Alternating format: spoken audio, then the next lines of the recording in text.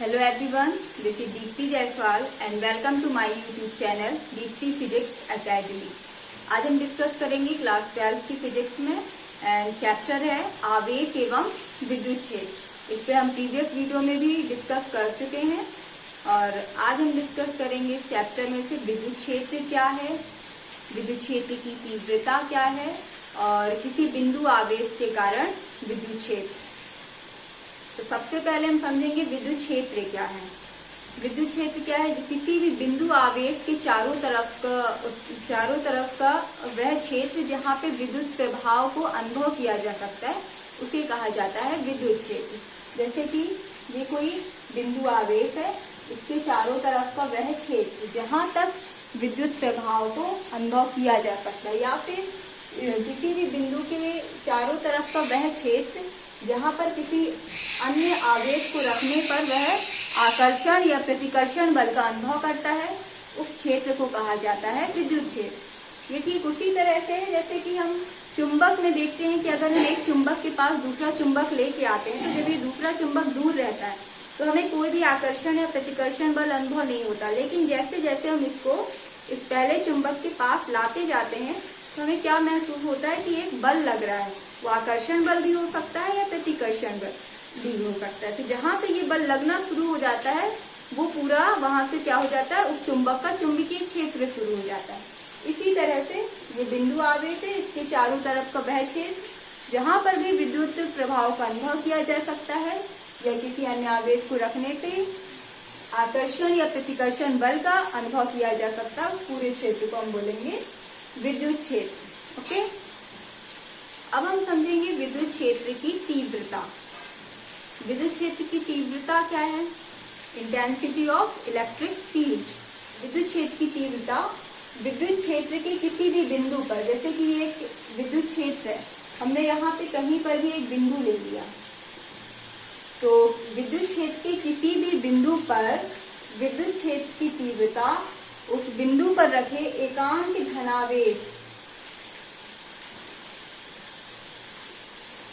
धनावेश पर लगने वाले बल के बराबर होती है। क्या होती है? उस एकांक के धनावेश पर लगने वाले बल के बराबर होती है। तो यहाँ पे हमने एक विद्युत क्षेत्र है, यहाँ पे एक बिंदु है, इस बिंदु पे हमने माना कि यहाँ पे एकांक धनावेश Q0 रखा हुआ है। तो इस बिंदु पर विद्युत क्षेत्र की तीव्रता क्या हो जाएगी? इस आवेश पर लगने वाले एकांक धनावेश पर लगने वाले बल के बराबर। या फिर हम दूसरे शब्दों में कह सकते हैं किसी बिंदु पर विद्युत क्षेत्र के किसी बिंदु पर विद्युत क्षेत्र की तीव्रता उस बिंदु पर रखे एकांक धनावेश के परिमाण और एकांक धनावेश पर लगने वाले बल और उसके परिमाण की निष्पत्ति के बराबर होती है। जैसे कि विद्युत क्षेत्र की तीव्रता है, विद्युत क्षेत्र की तीव्रता को E से प्रदर्शित किया जाता है। क्या होता है? विद्युत क्षेत्र में स्थित किसी बिंदु पर रखे एकांक धनावेश पर लगने वाला बल उस बिंदु पर रखे एकांक धनावेश, क्या है धनावेश? Q0 पर लगने वाला बल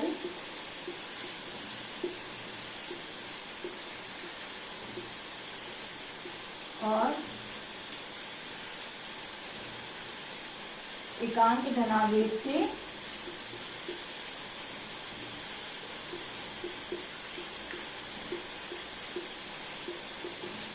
परिमाण की निष्पत्ति के बराबर होती है। मतलब क्या है? ये विद्युत क्षेत्र, जिस बिंदु पर हम विद्युत क्षेत्र ज्ञात कर रहे हैं उस बिंदु पर रखे एकांक धनावेश पर लगने वाला बल को प्रदर्शित करते हैं F से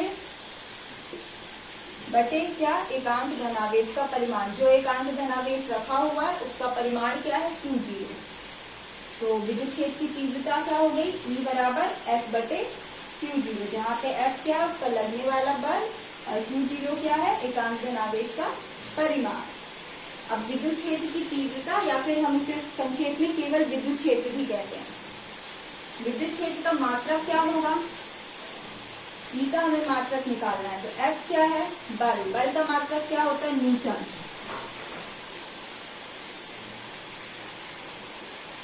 और ये आवेश है, आवेश का मात्रक क्या होता है? कूलाम। ये भी हम पिछले वीडियो में बता चुके हैं, कूलाम।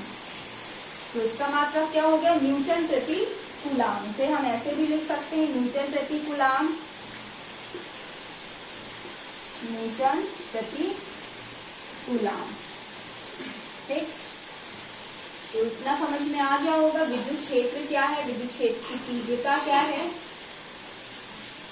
अब इसके बाद है किसी बिंदु आवेश के कारण लगने वाला विद्युत क्षेत्र।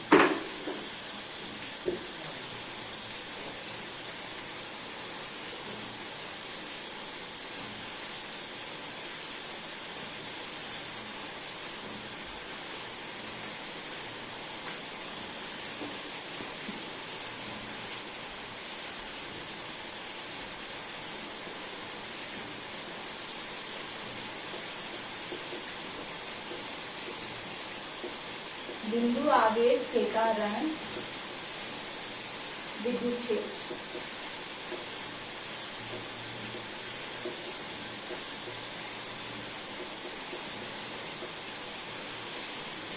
क्या फाइंड करना हमें? इलेक्ट्रिक फील्ड फाइंड करना है किसी बिंदु आवेश के कारण। तो सबसे पहले हमने माना कि ये एक बिंदु है, बिंदु ओ, इसके प्लस क्यू आवेश रखा हुआ, मीन्स प्लस क्यू चार्ज इसमें रखा हुआ है। इस बिंदु से आर दूरी पर, ये हो गई आर दूरी, आर दूरी पर एक अन्य बिंदु पी है। तो हमें क्या करना है? इस बिंदु पी पर हमें विद्युत क्षेत्र की तीव्रता ज्ञात करनी है। ठीक है, तो सबसे पहले माना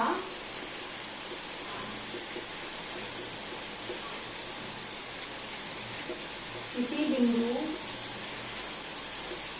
ओ पर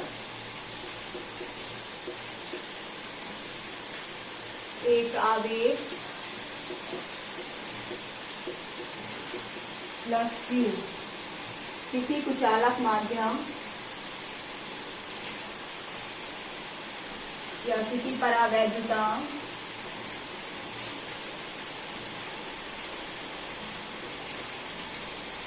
के में स्थित है।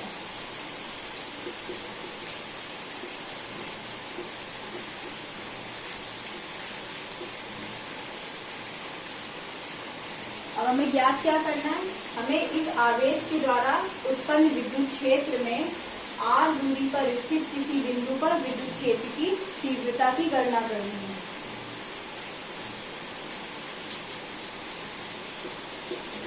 इस आवेश द्वारा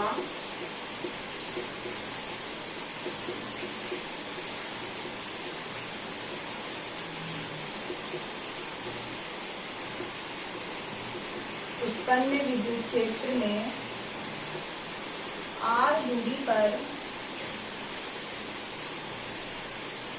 स्थित किसी बिंदु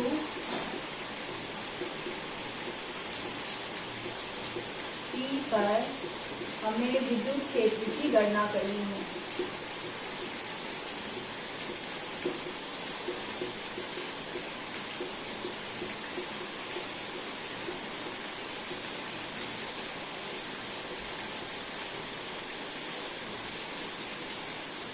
तो हम क्या करेंगे?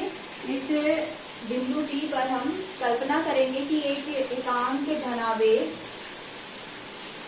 एकांक परीक्षण धनावेश प्लस Q0 रखा हुआ है। ठीक है, इस पर हम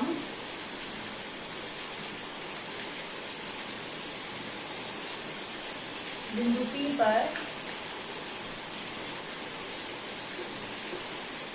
एक परीक्षण धनावेश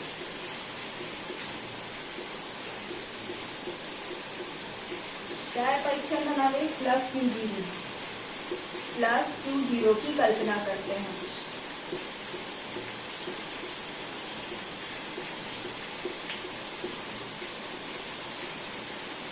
ठीक है, तो इतना समझ में आ गया। एक बिंदु है O, इस पर एक धनावेश प्लस Q रखा हुआ है।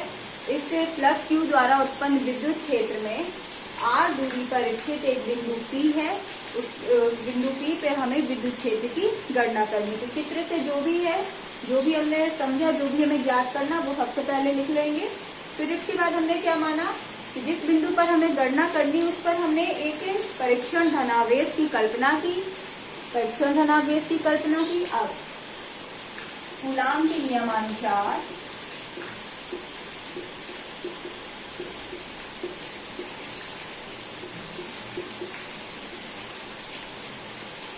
क्या होता है कूलाम का नियम? Q0 पर लगने वाला बल। क्या पढ़ा हमने कूलाम के नियम में? पिछले वीडियो में हमने कूलाम का नियम भी पढ़ा। कूलाम का नियम होता है F बराबर 1/4 pi epsilon not and Q1 Q2 upon R²। ये हमने पिछले वीडियो में पढ़ा था। अब देखो यहाँ पे क्या है, 1/4 पाई एप्सिलॉन 0 है। ये कैसा माध्यम है? परावैद्युतांक। तो यहाँ पे हम K लिखेंगे। अब हमने पढ़े थे Q1 Q2, यहाँ पे कौन कौन से दो आवेश है? प्लस Q और, तो यहाँ पे हम क्या लिखेंगे? कौन से दो आवेश है? Q और दूसरा आवेश है Q0 और दोनों के बीच की दूरी क्या है? R। तो यहाँ पे R लिखा हुआ है। ये आ गया हमारा।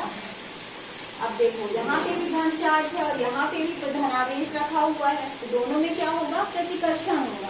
तो बल लगने वाली बल की दिशा क्या हो जाएगी? ये।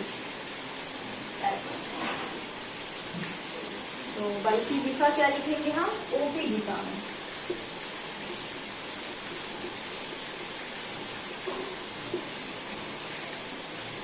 ठीक, इसके बाद है क्या ज्ञात करना? बिंदु P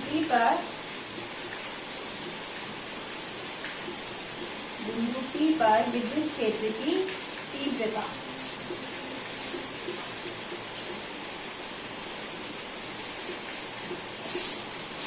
अब विद्युत क्षेत्र की तीव्रता क्या होती है?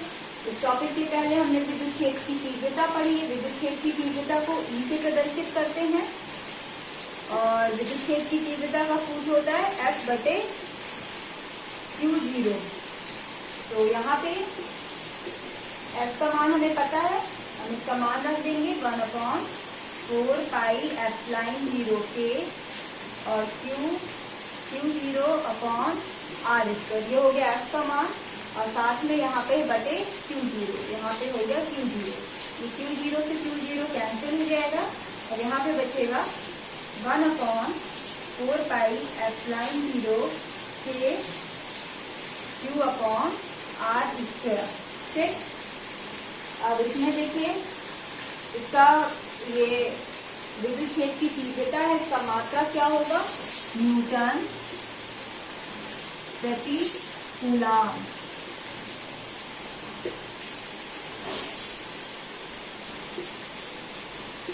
अब ये कंडीशन थी कब? जब हम किसी परावैद्युतांक K में था। अब हवा या निर्वात में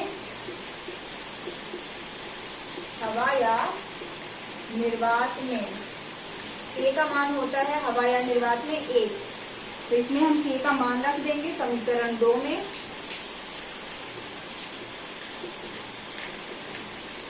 मान रखने पर क्या आएगा? E बराबर 1/4 पाई एप्सिलॉन नॉट। K का मान हो गया 1 Q/R²। और क्या है इसका मात्रा? न्यूटन प्रति कूलाम। ये आ गई हमारी विद्युत क्षेत्र की तीव्रता। आ गया होगा आप लोगों को समझ में। सबसे पहले हमने एक चित्र बनाया, चित्र के अनुसार हम जो जो याद करना चाह रहे हैं उसकी हमने लाइनिंग लिखी। फिर उसके बाद हमने कूलाम का नियम का यूज किया और फिर तीव्रता का सूत्र लगाया और मान रख के निकाल लिया। तो ये आगे ये सूत्र हमें अच्छे से समझ लेना है, माइंड में सेटअप कर लेना है, क्योंकि हमें बार बार आगे इस सूत्र का प्रयोग करना है। तो आई होप आप लोग को अच्छे से समझ में आ गया होगा। Thank you.